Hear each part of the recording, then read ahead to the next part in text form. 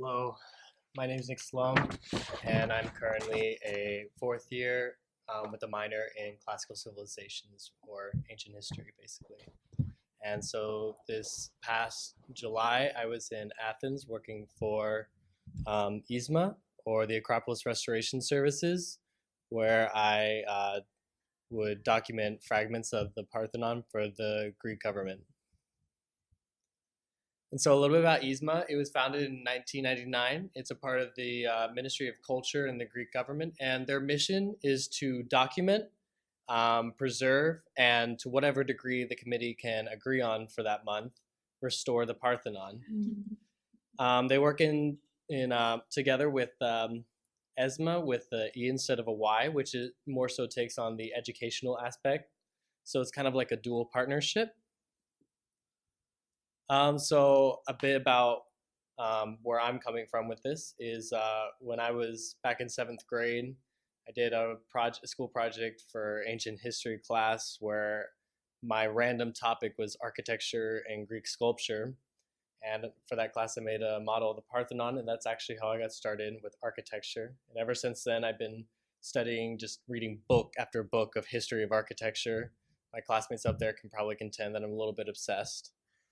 And ever since then, the Parthenon and Greek Doric and ancient Greek architecture has been just super fascinating to me. By the way, please enjoy the photos; they're all original.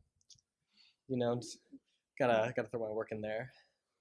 But yeah. So I've always viewed the Parthenon as a very interesting building and want to learn as much about a lot of the smaller details that go into it. So my other academic interest, one that peaked in Rome with a workshop, was the idea of measured drawings. I actually had to submit a portfolio of a whole bunch of measured drawings in order to get it. It was really funny because I only had two done at the time, and then after waiting for 3 months to hear back via email, there was a lot of patience involved. They said, "Okay, so we'd love to see your portfolio of measured drawings for our next meeting," and I had two. So in one weekend, I whipped out eight. It was quite the time. And then kind of the idea that you see both from two sides of the argument of the origins of the Doric order, like the wood tectonic idea versus more so the Robin Rhodes idea of stone and coming from Minoan excavations, and trying to see like where not only the Parthenon but the other buildings I'm exploring while I'm there fit into that context. Kind of the influence of the Dorians on the Athenians who were Ionians. They did have very two different distinct kinds of architecture, and kind of seeing how that comes together since Athens is right on the border. And then kind of figuring out how Greeks approach architecture in general, and how they create spaces using their orders and what their concept of the orders are, and how this is going to feed into my thesis project, which is going to be about how to, just as we apply different kinds of Roman buildings as useful tools within our design, whereas Greek revivals just slap a temple front on any kind of building, I want to be able to usefully use these different parts in order to create a very useful whole. And then so what I'm doing here is I'm basically just documenting these fragments, like I mentioned before, while at work. And then outside of work, I would go to different sites, both more modern and ancient, to kind of see how the Greeks were designing both with their own Greek revival, but also within their monuments. So documentation, it's a bit of a process. So they would hand me a part. I would have to clean it in order to kind of see what I was working with. And then I had to do all these complex, like tape this ruler here, put a 45-degree triangle, tape this down in order to almost create like a grid I could measure from. And these had to be super precise. I mean, I was going to millimeters and I was having to be accurate to 2 decimal points. It was, I mean, I got some really nice tools. Like you can see a bit of it, the tool on the, oh my God, where's the mouse? Right here. This tool, it's kind of like this little claw that opens and closes. You can match a dimension. You're able, and then reads super accurately. It was extremely helpful. And then I also got like a very makeshift Mayline desk, even more makeshift than the ones that most people have freshman year right here in order to do it, but we made it work.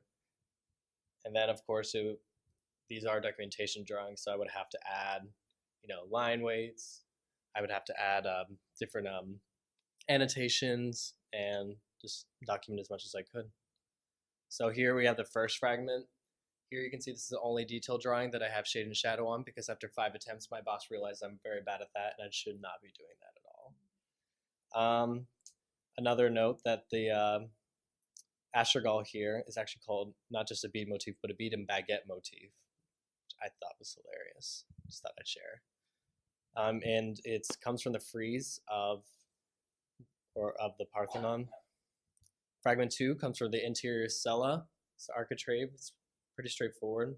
One thing you can see pretty clearly here that's harder in others is Greeks rarely had 90-degree angles. They were usually, I can't tell you how many times I got like 91.9 or like 89.5, but it was all purposeful. It wasn't accidental at all.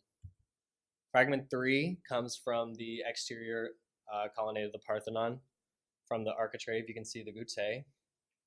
And one of the interesting things about this one is you can see remnants of bullet holes.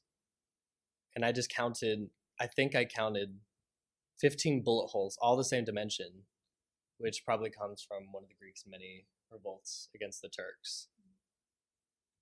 But it's interesting to see how with this old building, we just always think of ancient history, how history just keeps on, occurring to this building. It is a very prevalent theme on the site. Here I have an unfinished column drum from the pre-Parthenon, interesting enough. You can see how they were chipping from below. It was just kind of cool to get something, technically a different building. And then here I have some flutes from the drum of the actual Parthenon. It was interesting because this one, in order to create this detail drawing here, I had to use what I knew about the geometry of the Greek Doric order in order to be able to place it within the drum. And we were able to use the letters and numbers that were on it to figure out which column it belonged to and which drum. So unfortunately, as you can see, these are photos. I'm supposed to be getting scans of these back, but they are in the Greek government's archives, and we just got out of August. And for those of you who do not know, Europe shuts down in August, so this will be coming any day, hopefully. So some of my independent research included reading books like Architektoniki to Parthenonos by Orlandos. I would put that in English, but it's not been translated out of Greek, so not entirely sure what exactly that would be called. But he's got amazing diagrams about geometric sketches showing how the clamps hold the different pieces of the architrave and the frieze together, and just absolutely amazing sketches that just really makes the building come alive. A lot of analysis, both of ancient sites, other ones on the Acropolis or the Stoa, as well as a lot of the Greek Revival buildings, such as like the Holy Trinity, the Academy, the library, and the university building, through a lot of sketches and a lot of very, very deep analysis. Say measure drawings, but I only really got to one because I was doing measure drawings every day at work and just wanted to do something different. A lot of sketching before I didn't really like drawing because I've never been that good at it, but I feel like I've gotten a lot better and I've been able to diagram spaces much better according to our professor Paolo Vitti, who I actually met right before I left. And then a little bit of cataloging. I just kind of catalog different things like different window surrounds, different door surrounds, kind of different types of buildings that I saw. I saw a lot because my walk to work was 50 minutes every day. Had different like little parts memorized. 2 coffee shop owners I befriended. And then so kind of some of the conclusions of my findings. I can really tell that, especially with the Stoa of Attalus, like we see that, and it's a Doric building, but the Athenians were Ionians, and you see an extremely Ionic kind of attempt. It's almost like as if us being classical students, if you took me and like Ben's example, if you told me to design a Gothic building, I mean, there's a lot of similar principles going into it, but it is a different kind of style. it's a very different kind of mindset and approach to architecture. So I was able to see that the Ionian, it was all very much Ionian, but it's almost like they're trying to imitate the Dorians. It's almost like they read these books and they try to do it. So for the Doric order, I was able to learn a lot, and found it very surprising. Everyone here seems to think that kind of one of two sides. Either you agree with Economachus and Vitruvius that it comes from wood, or you agree with Professor Rhodes that it was all archaeological and completely independent and has no tectonic value whatsoever. In fact, when I told Professor Rowland, when I showed her my first Nanovic essay submittal, and I mentioned the Vitruvius idea, she printed me a 120-page essay on why the wood theory isn't real. But what I found there is, and I actually read a couple of books that included this, and I'd never heard it before then, is that they're both kind of true. Because I mean, obviously, as my boss Elena said, obviously, the buildings did start out as wood, and you have a conservative idea such as religion, and those kinds of traditions are going to carry over. At the same time, what a triglyph looks like who just decided that's what a beam cover looks like? I mean, it obviously comes from the Minoan kind of principles. It's like they applied that to their architecture. So I feel like they're both kind of true. On archaeology, I'm now considering that as a possible profession in the future. I definitely do want to start in architecture, but I came into this wanting to get a feel for it, and I really enjoyed it. And yeah. And then I developed some unexpected interests, such as polychromy. I'm kind of obsessed now. All my buildings before had just been like gray and dark gray. And now, dear Lord, God help my professor when we get to that hotel project. It's gonna be loud. Then in Greek Revival in Athens, I was extremely fascinated with how the principles from the ancient architecture carry over to the modern architecture, and also how they draw a lot from Rome and Roman architecture. And a lot of people here view eclecticism as very taboo and bad, but the Greeks do not care. They will put an arch on top of a column and just call it a day. Like, they'll use Roman proportions. They just do not care. It's very, very fascinating. A lot of geometrical constructions, and a lot of ideas that were taught. Kind of what Ben was talking about with it being a very classical program. Let me just add, it's a very Roman program. For example, the Greeks do not care if there is a pilaster meeting column at a wall. A lot of times they don't care about a lot of the conventions that were taught. And I just think I find it almost liberating to see this kind of classical approach that doesn't confine itself like that. And then, so thank yous. Professor Ingrid Rowland for helping me, Palaviti for also helping me get this, some professors who helped me along the way. Dr. Lena Lambernou, you can see right here, was my boss. And then the construction workers who made sure that I took my break every day and taught me some very interesting Greek phrases and words. And then, of course, Nanovic for funding it. Any questions?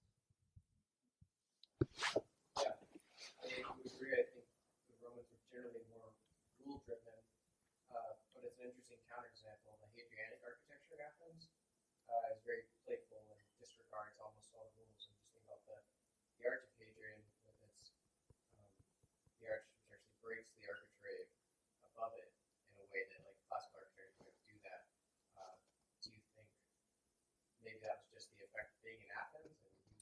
Oh yeah, Hadrian like totally considered himself a Greek. Like, he just like completely got rid of his Roman identity. I mean, you can tell by how much effort he put into Athens and how much time he spent there. Like, and a lot of texts I've read from other classes for my minor talk about how he just viewed himself as Greek rather than Roman. So I feel like part of it comes from that, but also part of it I would say comes from maybe the time he's from. As it gets, I feel like the Roman Republic is getting the Empire is getting a little bit later in its history.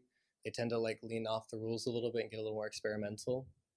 So I feel like it's a combination of factors, but I found the Hadrianic architecture to be extremely fascinating, especially kind of what Mo's presentation was about, like with the combination of Egyptian and Roman. There was a huge combination of Greek and Roman in exact same ways.